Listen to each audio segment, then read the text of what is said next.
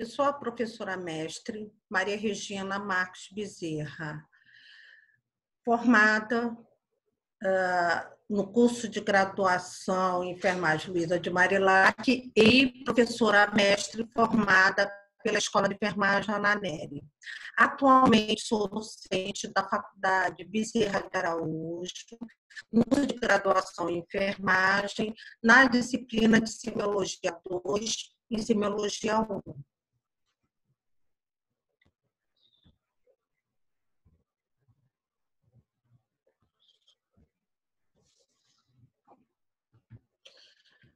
Trago para vocês aqui algumas considerações da história da enfermagem mundial com reflexões sobre a pandemia da influenza espanhola, que ocorreu em 1918, e a Covid-19, atualmente em 2020.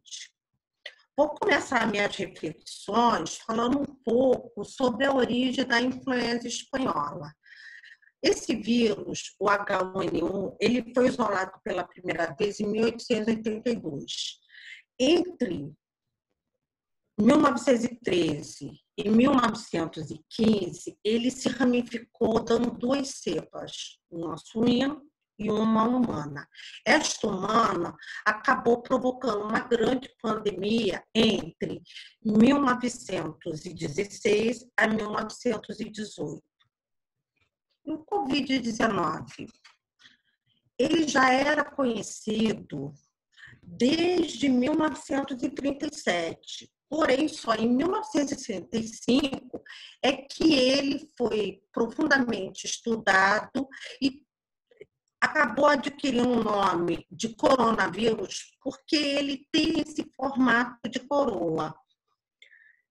E aí o que acontece? Ele tem uma origem de mamíferos, mas algo aconteceu em 2019 que ele ganhou a capacidade de contaminar um ser humano e, pela primeira vez, no final de 2019, surgiu as primeiras pessoas infectadas em Wuhan, na China. Daí essa doença acabou se disseminando pelo mundo inteiro.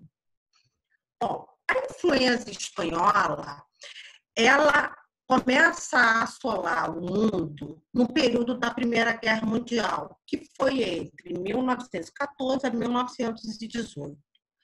O fato é que, nesse período da Primeira Guerra Mundial, o Brasil tinha decidido não entrar na guerra. Porém, em 1917, o navio cargueiro Panamá, ele foi destroçado por um submarino alemão, enquanto esse navio estava fazendo uma carga de transporte de café. O fato é que esse evento fez com que o presidente da época no Brasil, Venceslau Braz, assinasse um decreto determinando que o Brasil deveria entrar na Primeira Guerra Mundial. Em maio de 1918, esses militares vão à guerra e retornam para o Brasil em setembro desse mesmo ano, num navio chamado Demerara. Ele sai de Liverpool, para em Lisboa, Dakar, e depois ele toma o rumo do Brasil. Ao chegar aqui, ele para no Porto de Recife, o Porto de Salvador, Rio de Janeiro. Em cada um desses portos, ele foi deixando militares e militares que estavam contaminados. E no Covid-19, a entrada do coronavírus se dá da mesma maneira, pelo porto, só que dessa vez também pelo aeroporto. Em ambas as situações, há 102 anos atrás e agora, esses militares não passaram por nenhum tipo de confinamento, de avaliação, de quarentena, e a penetração dessas pessoas contaminadas no país possibilitou a disseminação de toda essa contaminação. Bom, tanto no passado como no presente, falsas informações foram propagadas. No passado, quando a doença que chegou no Brasil e houve tantas mortes, foi publicado que os alemães que tinham derrubado o nosso navio e que tinha forçado o Brasil a entrar na Primeira Guerra Mundial, foi atribuído a eles que esse vírus foi fabricado artificialmente por eles. Na atualidade, o mesmo acontece. Estão atribuindo aos chineses a criação, a construção de maneira artificial do coronavírus.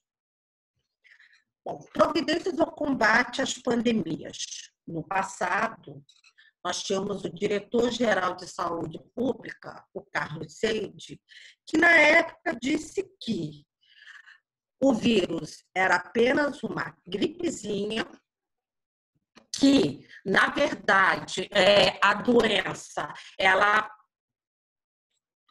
era benigna e que as pessoas não precisavam ter medo de nada. O mesmo está acontecendo nesse momento com o nosso presidente. Vale lembrar que na época da influenza espanhola não tinha Ministério da Saúde, tinham só 3 órgãos, federal, estadual e municipal. Na atualidade, nós temos um Ministério da Saúde que vai reger todas as ações, tanto estaduais como municipais. A situação dos trabalhadores. Em 1918, era um liberalismo econômico. Não havia leis trabalhistas e as pessoas eram recomendadas a continuar tendo uma vida normal, trabalhando tudo direitinho. Atualmente, nós estamos vivendo um momento de neoliberalismo, onde os trabalhadores de carteira assinada estão em situação de respaldo, mas tem muitas pessoas que perderam seus empregos ou estão subempregados. Na época, foi recomendado alguns tratamentos da influenza espanhola, a quinina, que inclusive havia um decreto determinando a prescrição e também foi prescrito cachaça, mel e limão, que nós conhecemos hoje como a caipirinha. No coronavírus, também é recomendado a cloroquina. A quinina e a cloroquina são drogas que são utilizadas no tratamento da malária e nunca foi comprovado, nem no passado, nem no momento estamos conseguindo determinar que é o melhor tratamento. A população recebeu uma série de recomendações, tanto no passado como no presente. Podemos verificar que, em ambas as situações, o uso da máscara foi recomendado, o isolamento. O que difere é justamente o conhecimento aprofundado da ciência no passado da influenza espanhola, bem como no passado havia essa recomendação da quinina, que na época tratava a malária. A assistência às vítimas, no passado, ficou a nível privado. Igrejas, escolas, clubes, Cruz Vermelha, que cuidava dos doentes. Atualmente, nós temos uma estrutura de saúde, porém, há uma escassez de material, inclusive de profissionais da área da saúde. Os sinais e sintomas são muito parecidos, sendo que o Covid-19 tem muito mais sinais e sintomas que o antigo. E tudo indica, nesse momento, que é uma doença mais hematológica do que um simples resfriado. E qual era o profissional de enfermagem que tínhamos na época? Em 1918, haviam só 3 escolas formadoras. A Escola Profissional de Enfermeiros e Enfermeiras, criada em 1890, a atual Escola de Enfermagem Alfredo Pinto, da Unirio, a Escola da Cruz Vermelha e a Policlínica montou um curso para formar profissionais para a Primeira Guerra, mas ele termina em 1920. E aí tínhamos 2 grupos de profissionais, um que levava 12 meses para ser formado e outro 24 meses. Vale registrar que os profissionais formados nessa época tinham um conhecimento muito limitado em termos de conhecimento científico e de pesquisa. E a única proteção que existia na época era a máscara de pano. Atualmente, nós temos 2 grupos de profissionais da enfermagem. O técnico de enfermagem, que a legislação determina que seja em 18 meses, mas na escola Bezerra de Araújo, o técnico leva 20 meses para se formar, e o profissional enfermeiro, que leva 5 anos para ter a sua formação, e depois ele faz especialização, mestrado, doutorado e pós-doutorado. Atualmente, nós temos um grande conhecimento científico, estamos constantemente em busca pela pesquisa e temos leis de proteção ao trabalhador da área da saúde, e os EPIs são completos, além da máscara, gorro, capote, luva e etc. Bom, o número de óbitos em 1918 foi em torno, a nível mundial, de 25 a 50 milhões. Trago vários números, mas quero chamar a atenção para o Brasil. Foram 35 mil óbitos. E no Rio de Janeiro? Nós tivemos um quantitativo de mortos muito elevados. Foi tantos óbitos que quem trabalhava com sepultamento entrou em greve. E aí, o que o governo teve que fazer? Utilizar a mão de obra de presidiário, enquanto contratava pessoas para poder fazer esse trabalho. No Rio de Janeiro, daquela época, tínhamos 910 habitantes e o número de óbitos foi em torno de 14.348.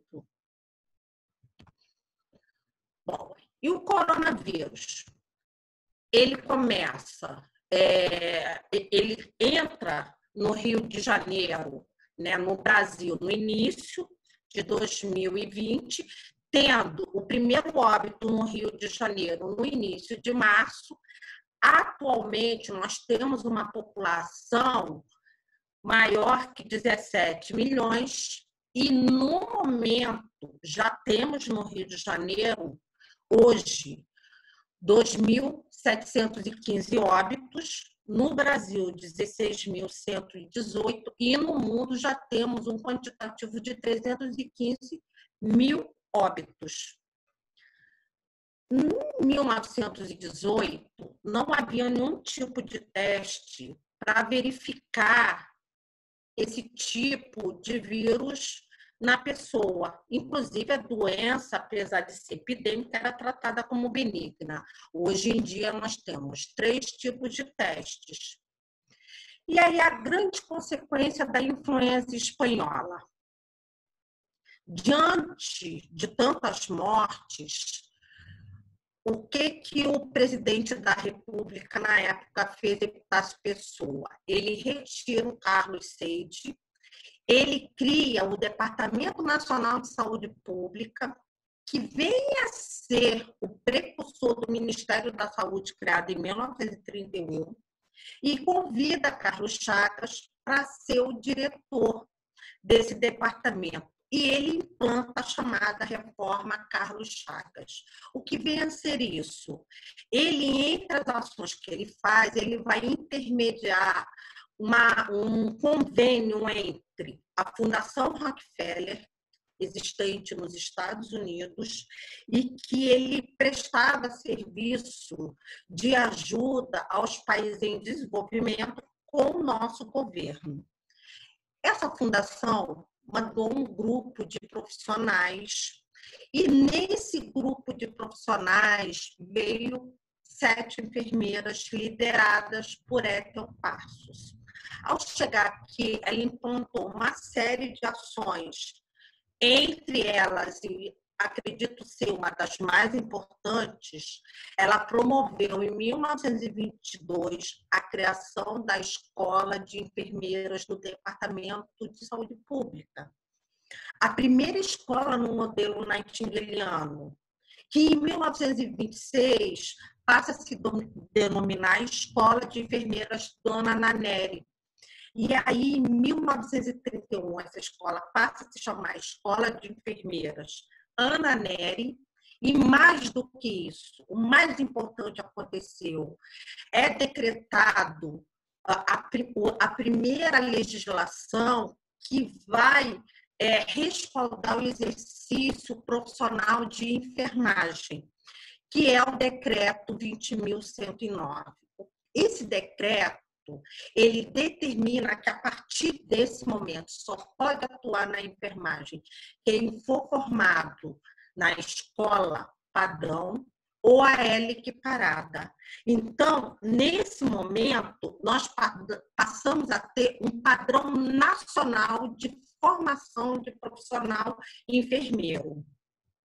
E o Covid-19, ele traz como consequência a grande valorização dos profissionais da saúde, a ampliação do número de leitos hospitalares, a formação de mais profissionais de enfermagem, a necessidade maior ainda de desenvolvermos pesquisas e conhecimentos dos processos de saúde e doença, aparelhamento das unidades de assistência e a valorização dos EPIs e o uso correto. A história não se resume à simples repetição de conhecimentos. É necessário estudar o passado para conhecer o presente e planejar o futuro.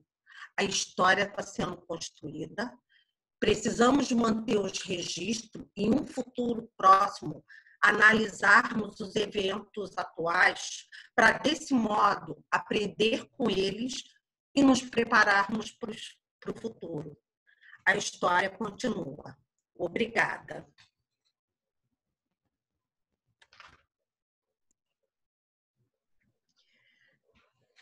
Meu nome é Lúcia Léa Oliveira da Costa, enfermeira da área médico-cirúrgica, docente, mestre da Faculdade Bezerra de Araújo e da Universidade Federal do Rio de Janeiro, campus Macaé, no eixo médico-cirúrgico também.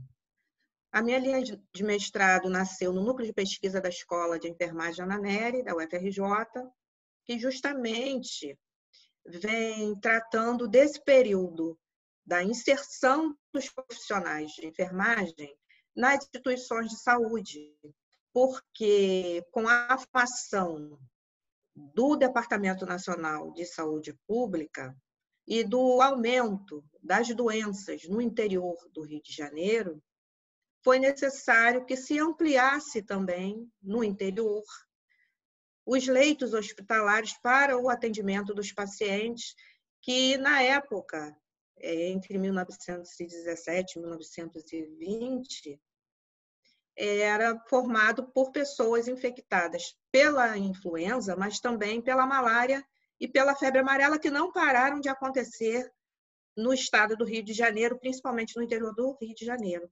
E quando falamos interior, falamos na Baixada Fluminense. Então, a Zona Oeste, naquela época, ainda pertencia à Baixada Fluminense. Pegando o paralelo na discussão que a professora Regina, muito minuciosamente, detalhadamente, nos trouxe hoje, entendemos que existem eixos de discussão na enfermagem, no momento presente, na contemporaneidade, que necessitam, mais do que reflexão, de ações no sentido de compormos as áreas do ensino da enfermagem de maneira a conseguir corresponder às demandas da sociedade. E é uma sociedade que hoje, atônita, assiste ao protagonismo de um grupo de profissionais que até então permanecia na invisibilidade. E essa visibilidade foi que trouxe à tona as várias questões que, historicamente, sempre permearam as profissões da saúde. Especificamente aqui, vamos tratar da questão da enfermagem. Então, nós temos alguns grandes desafios para vencer nessa nova etapa, porque com a questão da pandemia e das ações empreendidas pela enfermagem, até mesmo os órgãos públicos percebem que existe uma necessidade de lançarmos um olhar mais acurado para esses profissionais. As entidades de classe, desde 1926, que foi quando tivemos a primeira Associação Brasileira de Enfermagem, formada então pelas alunas da primeira turma da Escola Ana Nery, vem desenvolvendo ações ao longo da história muito incisivas relacionadas à formação e preparo profissional na enfermagem. Então, a partir da década de 80, mais precisamente, e com o advento do SUS, essas ações passaram a ser muito mais discutidas e debatidas com a constante presença da Associação Brasileira de Enfermagem, que ainda hoje discute os rumos e os caminhos que a enfermagem brasileira precisa trilhar. Para a discussão de hoje, eu gostaria de trazer alguns pontos fundamentais. O primeiro deles se relaciona ao vínculo empregatício dos profissionais de enfermagem. Porque, apesar de dizermos nas estatísticas, e estatística essa feita por um estudo encomendado pelo COFEM a Fiocruz, diz que a maior parte dos profissionais da enfermagem, cerca de 70%, atuam nas instituições do SUS, que, a partir da década de 90, foram sendo terceirizadas. Então, a precarização desse vínculo empregatício acaba por contribuir também para que tenhamos hoje essa defasagem e talvez até uma necessidade de buscar alternativas para melhorar as questões relacionadas às condições de trabalho que acabaram sendo precarizadas, mas também o desenvolvimento desses profissionais que precisam buscar permanentemente qualificação.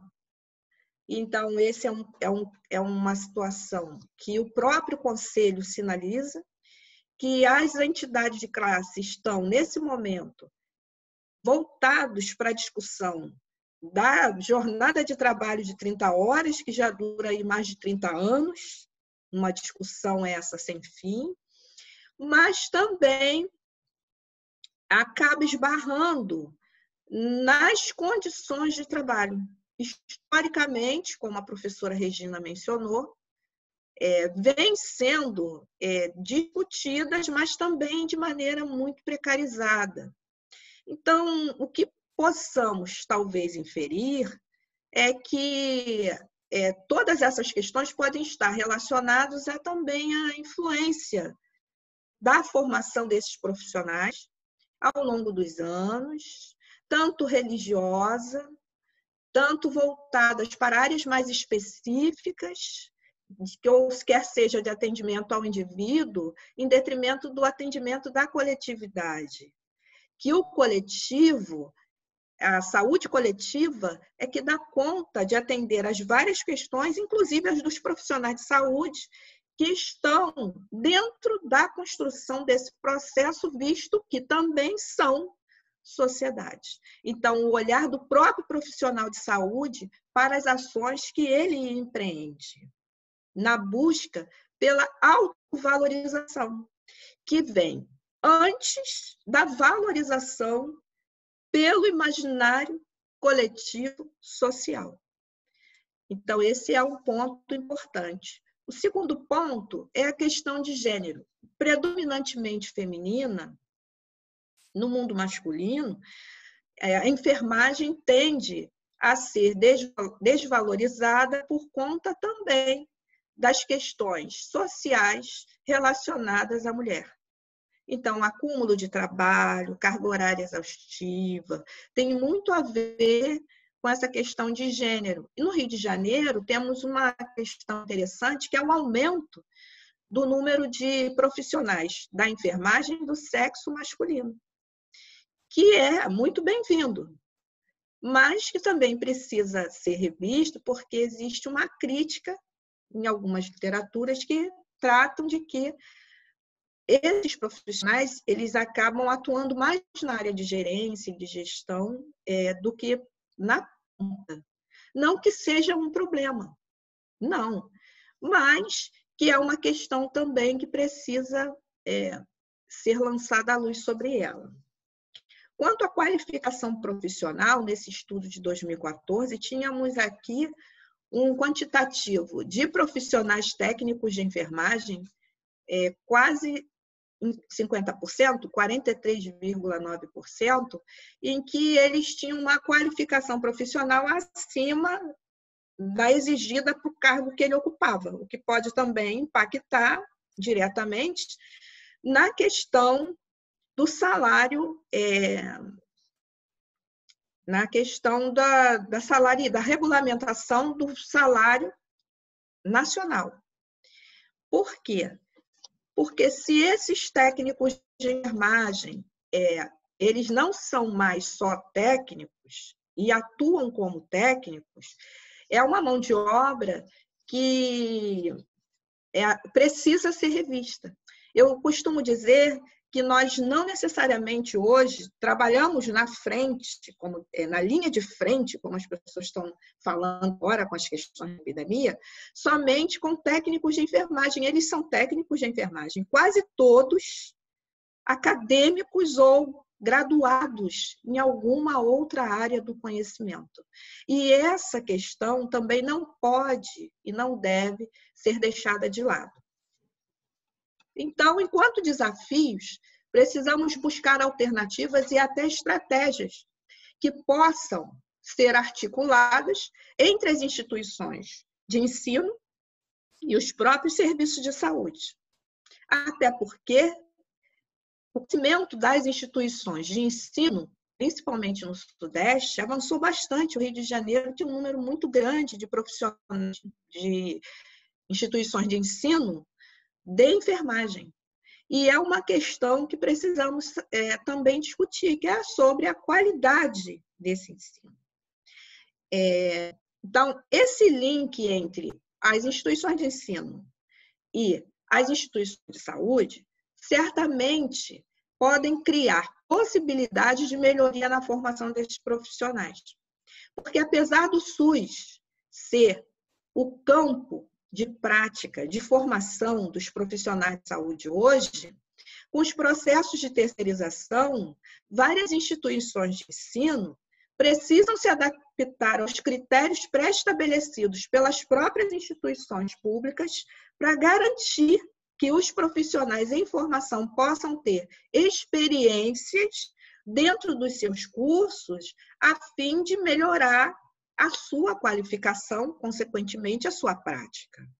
Então, quando falamos hoje de qualidade do ensino, também precisamos que haja uma vontade política para que os serviços possam aceitar esses acadêmicos, esses alunos que buscam, através dessas ações, melhorar a sua formação profissional.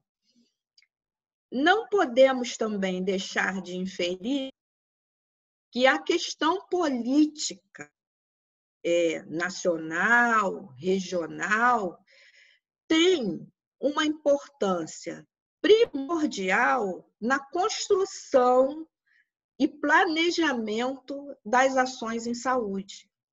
E, nesse sentido, quando dizemos que os enfermeiros precisam buscar uma maior participação nessas políticas, é porque pretendemos que esses profissionais eles também sejam formados com esse olhar crítico lançado para o planejamento de ações que eles mesmos vão executar e que quase sempre eles não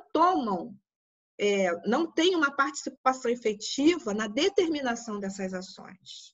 Então, desde a espanhola, no governo liberal, e hoje, no novo liberalismo, que é o neoliberal, nós temos as instituições de saúde responsáveis pela formação dos profissionais de uma maneira geral, especificamente dos de saúde. Entendendo que o neoliberalismo ele determina uma mínima participação do Estado nas áreas ditas essenciais. Então, parece que caminhamos na contramão de todo esse processo que vimos discutindo aqui até agora, quer seja da formação, quer seja do vínculo empregatício, quer seja do planejamento das ações em saúde. Então, no caso, as instituições formadoras desses profissionais enfermeiros, que são enfermeiros também, como nós, precisamos buscar fortalecer esses colegas nos postos de liderança e gestão, aumentando a influência destes no planejamento das ações e principalmente nas políticas de saúde, o que acontecia de maneira mais efetiva antes das terceirizações da saúde. Então, essas políticas de saúde e essas ações, quando nós, inseridos no planejamento, vamos conseguir também aumentar a visibilidade desses profissionais na organização dos serviços de saúde, o que penso que seja também fundamental. E eu gostaria se a professora Regina, pudesse falar um pouco sobre a influência religiosa na enfermagem, porque durante as aulas de história da enfermagem, quando perguntamos enfermagem por quê? Para ajudar o próximo. E essa fase, essa questão, essa vontade, ela é louvável, mas tem influência do passado na formação dos profissionais, não é, Regina? Com certeza, porque quando as norte-americanas aqui chegaram e trouxeram uma visão de mundo diferente, e não só a nível religioso, mas a maneira de olhar o mundo, elas trouxeram um perfil de mulher e profissional que destoava do perfil que nós tínhamos aqui no Brasil, da mulher submissa, da mulher dona de casa, enfim. E aí o que acontece? Nessa construção de mundo que a gente tinha no Brasil, havia uma resistência muito grande, inclusive das famílias, em permitir que as suas filhas estudassem. E mais ainda, estudar numa instituição formadora como a Ana Nery, porque a Ana Nery ela formava a mulher num curso que era de nível superior. Foi o primeiro curso para mulheres de nível superior no Brasil. E aí a religião entra, a igreja entra, faz uma luta para poder formar suas primeiras escolas, consegue formar a primeira delas em 1939, e entre 1942, quando essa primeira escola é regulamentada, que é a Escola de Enfermagem Luísa de Marilac, até 1945 nós já tínhamos 14 escolas construídas. E começa um perfil de formação de profissional enfermeiro com essa visão da caridade. Não sou contra a caridade, mas nós precisamos ser científicos, precisamos ser pesquisadores, Nós precisamos ter essa visão epidemiológica do que está acontecendo. Nós temos que construir todo um fazer da assistência que precisa dar resultados. Então, muitas das vezes, se pensa num serviço caridoso como algo que eu vou ali fazer quando eu estou com vontade de fazer. Isso não é um profissional de enfermagem. O profissional enfermeiro, ele leva atualmente 5 anos estudando para poder se graduar e estar preparado cientificamente como pesquisador para fazer a diferença no campo da assistência, inclusive no campo da liderança.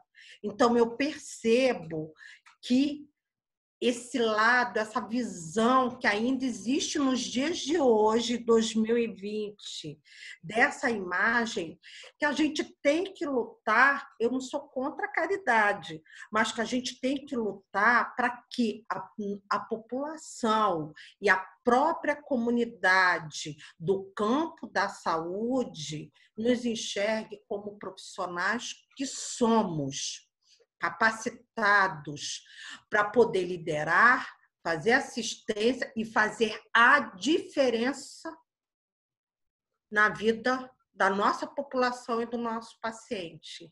É dessa maneira que nós, enfermeiros, vamos mudar a nossa imagem e a nossa condição no momento.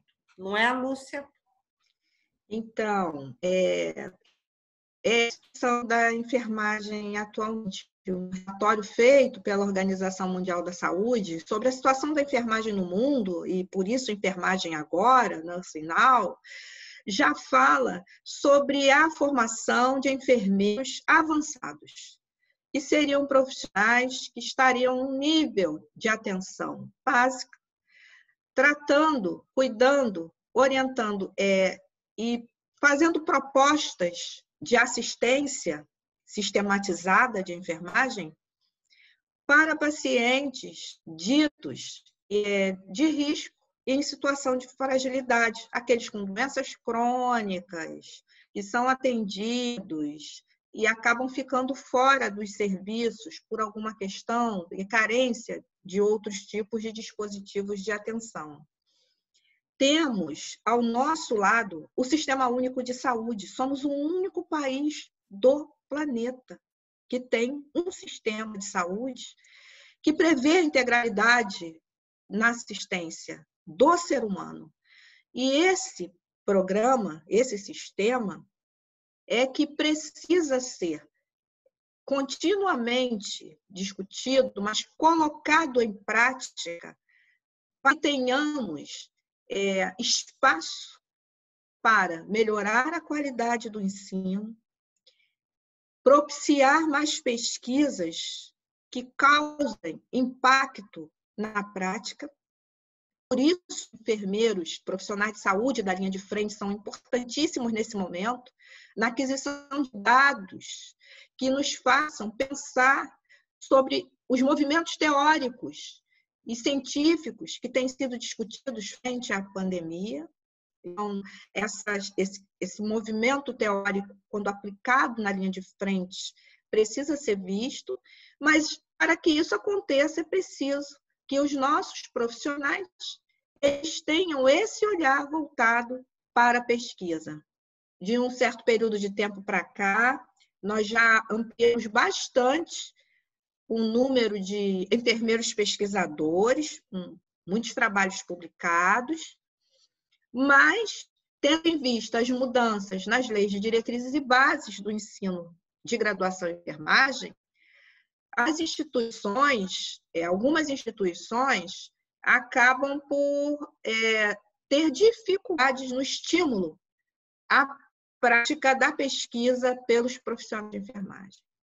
Uma outra questão que é muito interessante é a questão da formação do técnico de enfermagem para enfermeiro, a qualificação desse profissional. Se ele passa uma vida inteira, uns 10, 15 anos, como mas subordinado a um enfermeiro ou a um sistema de trabalho ou processos de trabalho que não permitem que ele consiga enxergar o seu papel, é esse profissional que estamos formando enfermeiro. Então, precisamos alinhar, né, essas propostas de ensino, mas ter representantes nas áreas que discutem a política, tanto de saúde quanto de ensino. E eu penso que tem que ser agora.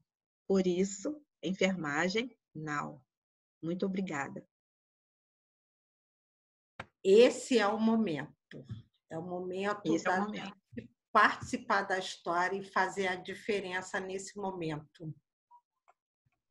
Gostaria de deixar uma mensagem para os profissionais de enfermagem, para os nossos colegas que estão na linha de frente, para os nossos alunos que, por conta dessas questões, estão em casa, e eu vou falar por mim agora, que não é muito didático, mas é uma vontade, de que eu sou enfermeira há muitos anos, tudo que eu conquistei na minha vida foi com a enfermagem e não saberia fazer outra coisa que não enfermagem. Mas precisamos olhar para a enfermagem como profissão, porque foi esse o legado que a Florence Nightingale nos deixou. Figura essa que tem sido muito debatida na Semana da Enfermagem, mas ela deixou o legado de uma enfermagem profissional. Então, precisamos honrar esse legado e melhorar a qualificação dos profissionais, avançando nas propostas que já existem, mas que precisam ser implementadas para que tenhamos qualidade na assistência em saúde no Brasil. É isso. É isso aí. Florence deixou um legado há 200 anos e a gente vai honrar esse legado.